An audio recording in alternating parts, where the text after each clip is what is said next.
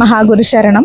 നമസ്കാരം. അപ്പോൾ ഇന്ന് നമ്മളുള്ളത് വൈപ്പിൻ ബീച്ചിലാണ് കേട്ടോ. ഇന്നൊരു ഔട്ട്ഡോർ ഷൂട്ട് ആകാമെന്ന് കരുതി. അപ്പോൾ ഇതാ കണ്ടില്ലേ, പ്രകൃതി, കടല് അത്യാവശ്യം പ്രക്ഷുബ്ധമായിട്ട് തിരകളൊക്കെ വളരെ വലിയ രീതിയിലാണ് വന്നുകൊണ്ടിരിക്കുന്നത് കേട്ടോ, ശക്തമായിട്ടുള്ള രീതിയിൽ. ഇതേപോലെ തന്നെയാണ് ചില സമയങ്ങളിൽ മനുഷ്യൻ്റെ മനസ്സും.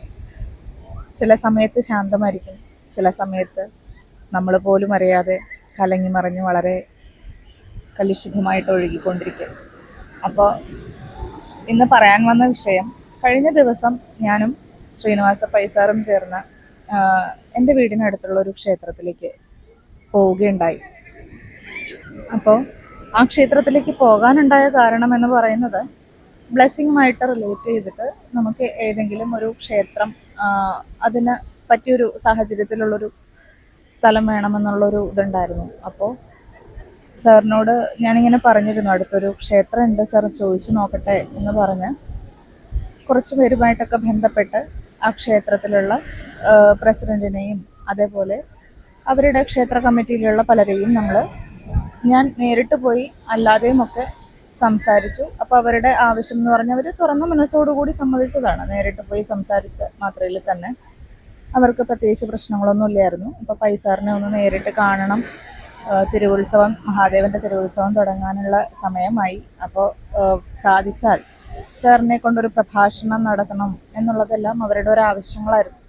ഞാൻ പറഞ്ഞു, സാർ അതിന് സമ്മതിക്കുമെന്നറിയില്ല, എന്നാലും സാറിനെ കൂട്ടിയിട്ട് വരാം എന്നുള്ളത് പറഞ്ഞിരുന്നു.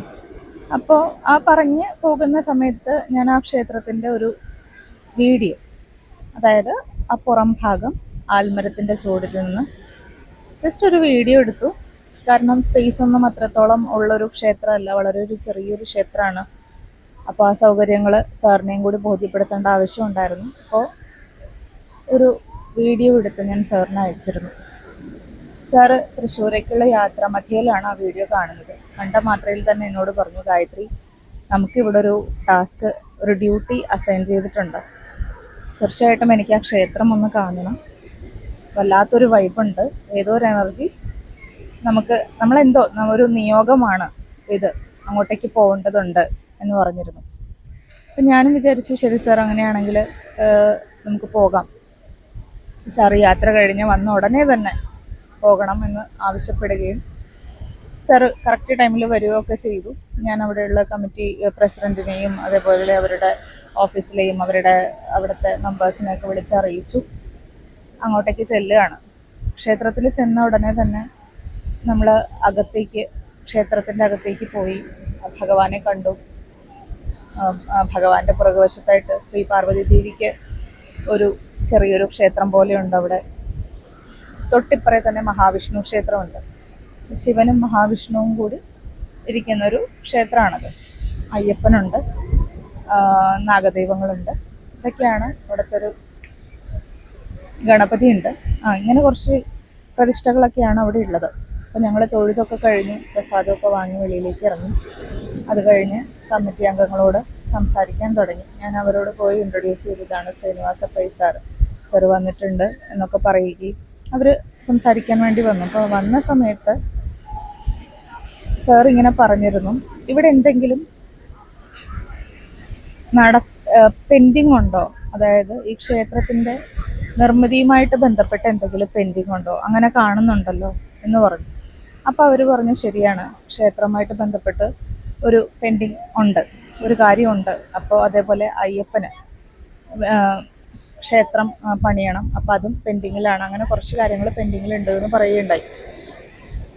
അതിനുശേഷം സാറ് ചോദിച്ചത്, പത്മനാഭസ്വാമിയായിട്ട് ഈ മണ്ണിന് എന്തെങ്കിലും ബന്ധമുണ്ടോ എന്നുള്ളതായിരുന്നു. അപ്പോൾ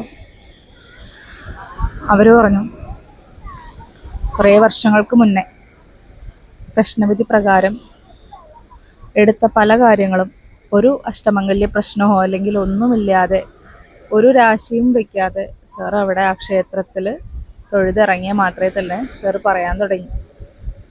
അപ്പോൾ അവർ പറഞ്ഞിരുന്നു, ഇത് പത്മനാഭൻ്റെ മണ്ണാണെന്നും പത്മനാഭസ്വാമിയുടെ സാന്നിധ്യമുള്ളതാണെന്നും എന്നൊക്കെ പറഞ്ഞു. അപ്പോൾ സാറ് പറഞ്ഞു, അങ്ങനെയാണെങ്കിൽ കൊട്ടാരത്തിൽ പോയിട്ട് അമ്മ തമ്പുരാട്ടിയെ ഇങ്ങോട്ട് കൊണ്ടുവരണം. അപ്പം അതെന്തിനാണെന്ന് വെച്ച് കഴിഞ്ഞാൽ ഭഗവാന്റെ ആ ഒരു സാന്നിധ്യം ഉറപ്പിക്കാൻ വേണ്ടിയിട്ടാണ്. അതേപോലെ ആ ക്ഷേത്രത്തിൻ്റെ, നമ്മളെ ക്ഷേത്രത്തിൽ നിന്ന് പുറത്തേക്ക് കാലെടുത്ത് വെക്കുന്നതും ക്ഷേത്രത്തിൻ്റെ ഓഫീസ് ഇരിക്കുന്നത് പോലും ക്ഷേത്രത്തിൻ്റെതായിട്ടുള്ള ഇടത്തിലല്ല, വേറെ ആൾക്കാർക്ക് അത് പട്ടയം കിട്ടിയിരിക്കുകയാണ്. അപ്പോൾ ക്ഷേത്രത്തിന് ഏക്കർ കണക്കിന് സ്ഥലം ഉണ്ടായിരുന്നു. ഇതൊക്കെ ഇപ്പോൾ വലിയ വലിയ ആൾക്കാരുകൾ കൈയേറി, പട്ടയം അവർക്ക് എങ്ങനെ കിട്ടിയെന്നും അറിയില്ല. തൊട്ടിപ്പുറത്ത് SNDPയുടെ വലിയൊരു ബിൽഡിംഗ് ഒക്കെ കെട്ടിവെച്ചിട്ടുണ്ട്. ഇത് മൊത്തം കേസിൽ കിടക്കുന്നതാണ്. അപ്പോൾ ആ ബിൽഡിംഗ് പൊളിക്കാൻ പോവുകയാണ് എന്നാണ് ഞങ്ങൾ ചോദിച്ചപ്പോൾ പറഞ്ഞത്. അപ്പം ക്ഷേത്രത്തിൻ്റെ മുതൽ എങ്ങനെ നാട്ടുകാർ കയ്യേറി എന്നുള്ളതാണ് ഒന്നാമത്തെ വിഷയം. രണ്ടാമത്തെ വിഷയം, അത്രയും വർഷങ്ങൾക്ക് മുന്നേ പ്രശ്നവിധിയാൽ അഷ്ടമംഗല്യ പ്രശ്നത്തിൽ തെളിഞ്ഞ പല കാര്യങ്ങളും ഒരു നിയോഗം പോലെ നമ്മളവിടെ എത്തുകയും ശ്രീനിവാസ പൈ സാർ അവരെ ധരിപ്പിക്കുകയും ചെയ്തു. സാർ എന്നോട് പറഞ്ഞു, ഇത് ഗായത്രി, ഇത് നമ്മളിവിടെ കൊണ്ടുവന്നത് ഏതോ ഒരു ശക്തിയാണ്, അത് ഒരു ദേവിയുടെ ശക്തി തന്നെയാണ് നമ്മളിവിടെ കൊണ്ടുവന്നത്. കാരണം സാറ് പറഞ്ഞത്, ഇവിടെയുള്ള ഉള്ളിലിരിക്കുന്ന മൂർത്തികൾക്ക് ചൈതന്യമില്ല, അവിടെയുള്ള എനർജി കംപ്ലീറ്റ് നമുക്ക് ഫീൽ ചെയ്യുന്നത് വെളിയിലാണ്, ക്ഷേത്രത്തിൻ്റെ പുറത്ത്. അപ്പം ക്ഷേത്രത്തിൻ്റെ പുറത്താണ് ചൈതന്യം കൂടുതൽ ഫീൽ ചെയ്യുന്നത്. അതേപോലെ പാർവതി ദേവിയുടെ നടയിലും അയ്യപ്പൻ്റെ അവിടെയും എനർജി ഫീൽ ചെയ്യുന്നുണ്ട്. അപ്പോൾ പുറത്ത് എന്ന് പറയുമ്പോൾ അഷ്ടമംഗല്യ പ്രശ്നപ്രകാരം അയ്യപ്പൻ പുറത്താണ് ക്ഷേത്രത്തിനുള്ള സ്ഥാനം കണ്ടെത്തിയിരിക്കുന്നത്, അയ്യപ്പന്. അപ്പോൾ അതും സാറ് പറഞ്ഞത് കറക്റ്റായിരുന്നു. അതേപോലെ പാർവതി ദേവിക്ക് അവിടെ ചൈതന്യമുണ്ട്, പക്ഷേ വേണ്ട രീതിയിലല്ല ഇവർ കാര്യങ്ങളൊന്നും ചെയ്തിരിക്കുന്നത്. അതിൽ ദേവിക്ക് പ്രാധാന്യം കൊടുക്കണം. ദേവി വിചാരിച്ചു കഴിഞ്ഞാൽ, ദേവിക്ക് ചൈതന്യം അവിടെ കൂടിക്കഴിഞ്ഞാൽ ബാക്കിയുള്ള പ്രശ്നങ്ങൾക്കൊക്കെ ഉള്ള പരിഹാരം എന്ന് പറയുന്നത് ദേവി തന്നെ കൊണ്ടുവന്ന് കാണിച്ചു തരും എന്നാണ് പറഞ്ഞത്. പക്ഷേ നമ്മൾ ഇത്രയൊക്കെ വസ്തുതകൾ അവിടുന്ന് ഒരു കാര്യവും അറിയാണ്ട്, അല്ലെങ്കിൽ അവിടുത്തെ ഒരു ഹിസ്റ്ററിയോ ജോഗ്രഫിയോ ഒന്നും അറിയാണ്ട്, ഒരു അഷ്ടമംഗല്യ പ്രശ്നവും വെക്കാണ്ട്, ഒരു കബഡി പോലും നിരത്താതെ ഒരു സുപ്രഭാതത്തിൽ നമ്മൾ കയറി ചെന്ന് സാറ് പറഞ്ഞ അത്രയും കാര്യങ്ങൾ വർഷങ്ങൾക്ക് മുന്നേ അവിടെ അഷ്ടമംഗല്യത്തിൽ തെളിഞ്ഞ കാര്യങ്ങളാണ്. ഒരു മനുഷ്യൻ അവിടെ വന്ന് ഇങ്ങനെയുള്ള കാര്യങ്ങൾ പറയുമ്പോൾ അത് ചെവി കൊടുത്ത് കേൾക്കുക എന്ന് പറയുന്നത് ഒരു മര്യാദയാണ്. ശരിക്കും വേദനാജനകമായിട്ടുള്ള കാര്യമാണ് സംഭവിച്ചത്. കാരണം ഇന്നത്തെ കലിയുഗം എന്ന് പറയുന്നത് ഇങ്ങനെയാണ്. മനുഷ്യരുടെ മുമ്പിൽ സാക്ഷാൽ ദൈവം പ്രത്യക്ഷപ്പെട്ട് ഞാനാണ് ഈശ്വരൻ എന്ന് പറഞ്ഞാൽ പോലും ഏതോ ഡമ്മി പീസ വന്നിരിക്കുന്നതെന്ന് മനുഷ്യർ വിചാരിക്കുള്ളൂ. അതാണ് ഇന്നത്തെ ലോകം. ഒന്നും പറയാനില്ല. കാരണം അവർക്ക് ചിന്തിക്കാം, പ്രായം പരിഗണിക്കാം, അല്ലെങ്കിൽ അദ്ദേഹം പറയുന്നതിൽ വസ്തുതയുണ്ടെന്ന് വിചാരിക്കാം, അല്ലെങ്കിൽ ഇതുവരെ കാണാത്തൊരു മനുഷ്യൻ വന്ന് ഇത്രയൊക്കെ കാര്യങ്ങൾ പറയുന്നുണ്ട്, അപ്പം അത് ശരിയാണല്ലോ എന്നുള്ളതെങ്കിലും അവർക്ക് വിചാരിക്കാം. അതിനുള്ളൊരു എന്താ പറയുക, ബഹുമാനമല്ല, അതിന് ആ ചെവി കൊള്ളാനുള്ളൊരു മനസ്സെങ്കിലും കൊടുക്കാമായിരുന്നു എന്നുള്ളത്. സത്യം പറഞ്ഞ വേദനയാണ് ഉണ്ടായത്, വേദനിപ്പിക്കുന്ന കുറേ നിമിഷങ്ങൾ. അതും നാട്ടുകാർ, അത് ശരിക്കും നമുക്ക് ഉൾക്കൊള്ളാനൊരു ഇപ്പോഴും എനിക്ക് സാധിച്ചിട്ടില്ല. ഇത് ശരിക്കും ഒരു വീഡിയോ ആയിട്ട് എടുക്കണം എന്ന് തന്നെ ഞാൻ വിചാരിച്ചിരുന്നതാണ്. കാരണം അവിടെ നിന്ന് നമ്മൾ തൊഴുതിറങ്ങുമ്പോൾ സാറിൻ്റെ കയ്യിലൊരു ചെത്തിപ്പൂവിൻ്റെ ഒരു ഇതള് കൈയുടെ പുറം ഭാഗത്ത് ഒട്ടിയിരുന്നു. ശ്രദ്ധിച്ചില്ല, പക്ഷെ അതെങ്ങനെ വന്നു എന്നും അറിയില്ല. പ്രസാദം വാങ്ങിയതും എല്ലാം ഞാനാണ്. എൻ്റെ കയ്യിലുള്ള ഇലയിൽ നിന്നാണ് സാർ ചന്ദനം തൊട്ടത് പോലും. അതിലെങ്ങനെയാണ് ഈ പുഷ്പം സാറിൻ്റെ കൈയുടെ പുറം ഭാഗത്ത് ഒട്ടിയിരുന്നതെന്ന് അറിയില്ല. ഒരേ ഒരു ഇതള്. സാറ് പുറത്തേക്ക് ഇറങ്ങി ഇത്രയും വിഷയങ്ങളെക്കുറിച്ച് സംസാരിച്ചപ്പോഴും ദേവൻ ഒന്നുകൊണ്ട് പ്രീതിയില്ല എന്നും, അതേപോലെ 8.5 വർഷക്കാലത്തോളം ബാലഗൃഹത്തിൽ അവിടെ ഇരുന്നൊരു ഈശ്വരനാണ്. അതായത് ക്ഷേത്രത്തിൻ്റെ അടിഭാഗത്ത് ഇറിഡിയം പോലുള്ള എന്തെങ്കിലും വസ്തുക്കളുണ്ടോ എന്നറിയാൻ വേണ്ടിയിട്ട് ക്ഷേത്രം ഒന്ന് കുഴിച്ചു നോക്കിയായിരുന്നു മുൻപുള്ള കമ്മിറ്റിക്കാർ.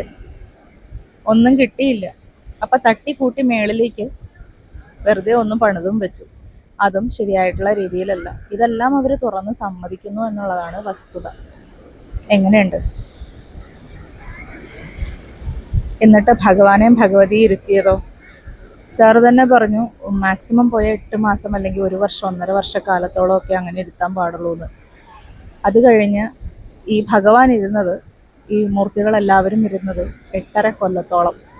അവരുടെ ദീർഘനാളത്തുള്ള കാത്തിരിപ്പ്. ചില സമയങ്ങളിൽ ഈശ്വരനെ രക്ഷിക്കാനും മനുഷ്യൻ വേണ്ടി വരുന്ന വ്യക്തമായൊരു നിമിഷമായിരുന്നു. കാരണം അവിടെ പാർവതി ദേവിയുടെ സാന്നിധ്യമുണ്ട്, ദേവിയുടെ സാന്നിധ്യമുണ്ട്. ദേവിക്ക് ദേവിയുടെ ശക്തി, അതായത് ദേവിക്ക് വേണ്ട രീതിയിലുള്ള പൂജാവിധികളല്ല നടക്കുന്നത്. അപ്പോൾ അങ്ങനെയുള്ള നേരായിട്ടുള്ള രീതിയിലുള്ള പൂജാവിധികളും കാര്യങ്ങളൊക്കെ നടന്ന് ആൾക്കാർ ദേവിക്ക് കുറച്ച് ഇമ്പോർട്ടൻസ് ഉള്ള കാര്യങ്ങളൊക്കെ അവിടെ നടന്ന് ദേവിയുടെ ശക്തി വർദ്ധിച്ചു കഴിഞ്ഞാൽ ശിവഭഗവാന്റെ ശക്തി എന്ന് പറയുന്നത് ശക്തി സ്വരൂപിണിയായ പാർവതി തന്നെയാണ്. പാർവതിയുടെ ശക്തി കൂടും തോറും ഭഗവാന്റെ ശക്തിയും തീർച്ചയായിട്ടും ഭഗവാന്റെ ശക്തിയും തേജസ്സും ചൈതന്യവും ഉയരുക തന്നെ ചെയ്യും. ഇതാർക്കാണ് മനസ്സിലാവാത്തത്? നമ്മളവിടെ ചെന്ന് പറഞ്ഞ് ഭഗവതിയുടെ കാര്യം പറഞ്ഞു. സാറ് ഒരു തേങ്ങ അവിടെ നിന്ന് വാങ്ങിപ്പിച്ചു. ആ തേങ്ങ വാങ്ങിച്ച് എനർജി നോക്കി, ശിവന്റെ എനർജി നോക്കി. തേങ്ങയ്ക്ക് ഒന്നും സംഭവിച്ചില്ല. അതേപോലെ ശിവനെ വിളിച്ചു, ശിവൻ വന്നില്ല. ഭഗവതീനെ വിളിച്ചു, ഭഗവതി ഓടി വന്നു. അതിൻ്റെ ഇടയിൽ നമ്മൾ അവിടുത്തെ മഹാവിഷ്ണുവിനെ വിളിച്ചിരുന്നു കേട്ടോ. മഹാവിഷ്ണു വന്നില്ല, പ്രതിഷ്ഠയുള്ളതാണ്. അപ്പോൾ തേങ്ങയ്ക്ക് പ്രത്യേകിച്ച് അനക്കങ്ങളൊന്നും ഉണ്ടായില്ല. പക്ഷെ ദേവീനെ വിളിച്ചപ്പോൾ ഞാൻ വേണമെങ്കിൽ വരാം എന്നുള്ളൊരു ഭാവത്തിൽ ഭഗവതി വന്നു. രണ്ടാമതൊന്നും കൂടി ഭഗവതി വിളിച്ചപ്പോൾ വന്നുമില്ല. പത്മനാഭനെ വിളിച്ചു, പത്മനാഭൻ ഉടനെ വന്നു. ഇതായിരുന്നു അവിടുത്തെ അവസ്ഥ. അവരുടെ കൺമുന്നിൽ തന്നെ ദൃഷ്ടാന്തമായിട്ട് നമ്മൾ കാണിച്ചു കൊടുത്ത കാര്യങ്ങളായിരുന്നു ഇതൊക്കെ. എന്നിട്ടും കണ്ണുപൊട്ടരായ കുറേ മനുഷ്യർ. പലരും പറഞ്ഞു കേട്ടു, ക്ഷേത്രത്തിൽ നിവേദ്യം കൊടുക്കുന്നതിലും പാൽപ്പായസം കഴിക്കുന്നതിലുമൊക്കെ കല്ലും ചെളിക്കട്ടകളുമാണത്രേ. മനുഷ്യർക്ക് പ്രസാദമായിട്ട് കിട്ടുന്നത്, ഭഗവാൻ അർപ്പിച്ച പാൽപ്പായസത്തിൽ പ്രസാദമായിട്ട് കിട്ടുന്നത് ഇതാണ്. അപ്പം തന്നെ വിവരവും വിവേകമുള്ള മനുഷ്യർക്ക് ഊഹിക്കാം എന്താണ് അവിടെ സംഭവിച്ചുകൊണ്ടിരിക്കുന്നത് എന്നുള്ളത്. അമ്മത്തമ്പുരാട്ടി വിളിപ്പിക്കുന്ന കാര്യം പറഞ്ഞപ്പോൾ അവിടുത്തെ നാടിൻ്റെ മുൻ കൗൺസിലർ ഒരു അദ്ദേഹമുണ്ട്. അദ്ദേഹം UDF പ്രവർത്തകനാണ്. ഇപ്പോൾ ക്ഷേത്രകാര്യങ്ങളുമായിട്ട് നടക്കുന്നു. അദ്ദേഹം ഞങ്ങൾ പത്മനാഭൻ്റെ അവിടെ പോയിട്ട് ഇന്ന സ്ഥലത്തൊക്കെ ചെയ്യണം, ഇന്ന കാര്യങ്ങളൊക്കെ ചെയ്യണം കേട്ടോ എന്നുള്ള രീതിയിൽ സാറ് പറയാണ്. സാറിനൊരു ഇൻഡ്യൂഷൻ കിട്ടിയതിൻ്റെ ഭാഗമായിട്ട് അതിനുള്ള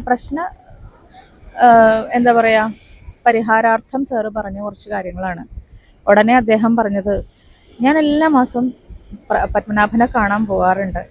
എനിക്ക് 10 മിനിറ്റത്തേക്കാണ് അമ്മത്തമ്പുരാട്ടി സമയം തന്നത്. പക്ഷേ ഇവിടുത്തെ പ്രശ്നം പറഞ്ഞു വന്നപ്പോൾ 1.5 മണിക്കൂറോളം ഞാൻ തമ്പുരാട്ടിയോട് സംസാരിച്ചു. തമ്പുരാട്ടി ഇവിടെ വരാമെന്ന് ഏൽപ്പിച്ചിട്ടുണ്ട്. അപ്പം ഞാൻ ചോദിച്ചു, എന്നിട്ട് എന്തേ വരാഞ്ഞേ എന്ന് ചോദിച്ചപ്പോൾ അവർ അത്യാവശ്യമായിട്ട് ഒന്ന് ചെന്നൈയിലേക്ക് പോകേണ്ട ആവശ്യമുണ്ടായിരുന്നു, അതുകൊണ്ട് അവർ വന്നില്ല. ഇല്ലെങ്കിൽ ഇപ്പോൾ ഉത്സവത്തിന് വരേണ്ടതായിരുന്നു. അപ്പോൾ ഈ അഷ്ടമംഗല്യ പ്രശ്നം എടുത്തത് വർഷങ്ങൾക്ക് മുന്നെയാണ്. അന്ന് തൊട്ട് ഇവർക്കറിയാം കാര്യങ്ങളൊക്കെ. ഇപ്പോൾ അടുത്ത ആഴ്ച ഭഗവാന്റെ തിരുവുത്സവം നടക്കാൻ പോവാണ്. 3 ദിവസത്തെ ഉത്സവമാണ്. ഇത്രയും വർഷമായിട്ടും അമ്മത്തമ്പുരാട്ടി വന്നിട്ടില്ല. എന്നാൽ ഇവരെല്ലാ മാസം പോകുന്നുണ്ട് എന്ന് പറയുന്നു.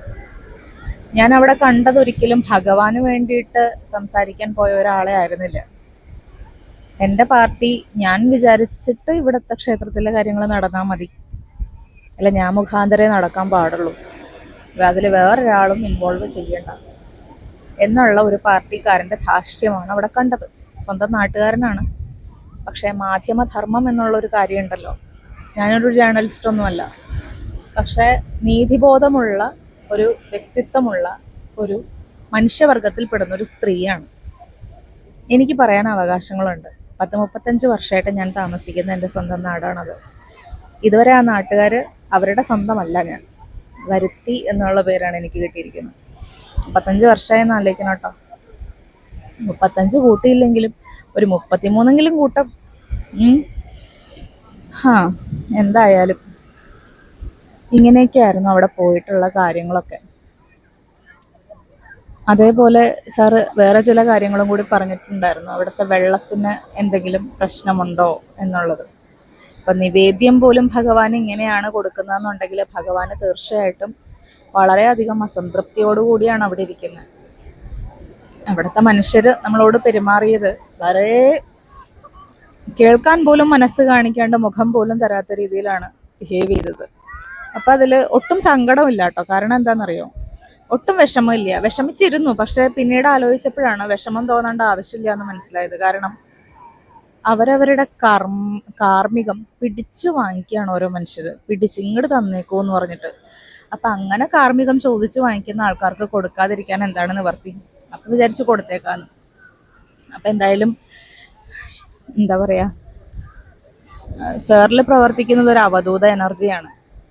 അദ്ദേഹം അവിടെ വരാനും അത്തരത്തിൽ കുറേ കാര്യങ്ങളൊക്കെ സംസാരിക്കാനും ഒക്കെ ഒരു നിയോഗമാണത്.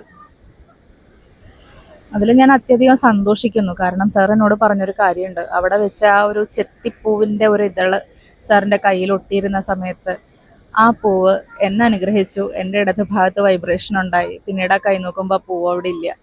അത് പോയി, അതിൻ്റെ ഡ്യൂട്ടി കഴിഞ്ഞു, അത് പോയി. അപ്പം തന്നെ സാറ് പറഞ്ഞു, അത് ദേവിയാണ് നമ്മളിവിടെ കൊണ്ടുവന്ന് എത്തിച്ചത്. ഇത് പറയണം, ആൾക്കാർക്ക് ഇതൊരു ഓർമ്മപ്പെടുത്തലാണ്, അവിടെയുള്ളവർക്ക് ഇതൊരു ഓർമ്മപ്പെടുത്തലാണ്. നിങ്ങൾ എന്തുകൊണ്ട്